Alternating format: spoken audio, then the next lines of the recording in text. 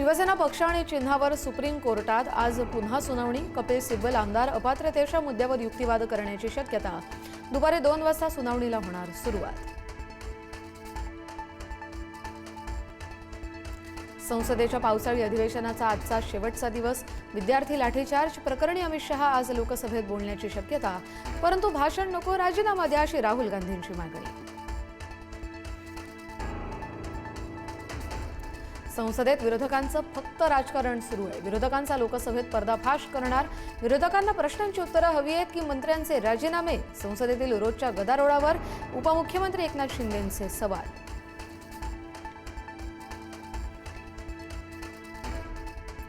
जलजीवन मिशनच्या निधीवरून दिल्लीतील बैठकीत वाद। पाणीपुरवठा मंत्री गुलाबराव पाटील यांच्याकडून केंद्राकडे निधीची मागणी, तर काम पूर्ण झाल्यावरच निधी देणार केंद्राचा पवित्रा।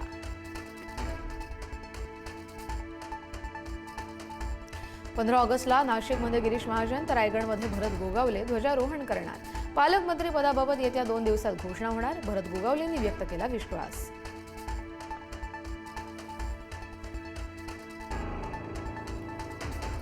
सुप्रिया सुळे आणि विनोद तावडे यांचा एकत्रित प्रवास। जलजीवन मिशनच्या संयुक्त संसदीय बैठकीनंतर सुप्रिया सुळे आणि विनोद तावडे यांचा एकाच गाडीतून प्रवास।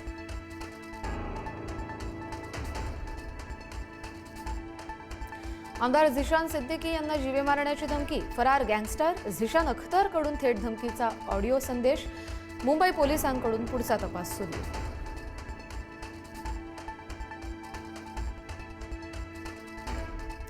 नीट पेपरफुटी प्रकरणात आजपासून सुनावणीची शक्यता। सीबीआयकडून 13 आरोपींविरोधात चार्जशीट दाखल। फास्ट ट्रॅक कोर्टात आजपासून सुनावणीचा अंदाज।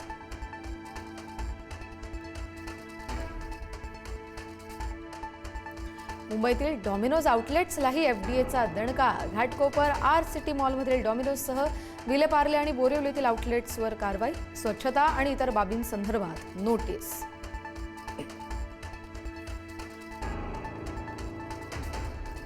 मुंबईतील 249 झोपडपट्ट्यांना भूस्खलनाचा धोका। घाटकोपर दुर्घटनेनंतर धक्कादायक आकडेवारी समोर। भांडूप, घाटकोपर, कुर्ला भूस्खलनाचे प्रमुख हॉटस्पॉट। पुनर्वसन रखडल्यानं नागरिकांचा जीवही धोक्यात।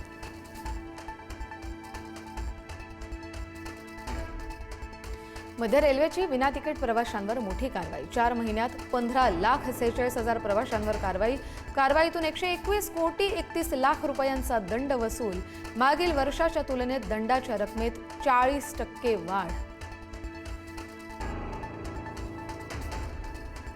लेह परिसरात 5.5 रिस्टर स्केलचा भूकंप। सकाळी 6:05 जाणवले भूकंपाचे सौम्य धक्के। सुदैवानं कोणतीही जीवितहानी नाही। Thank you.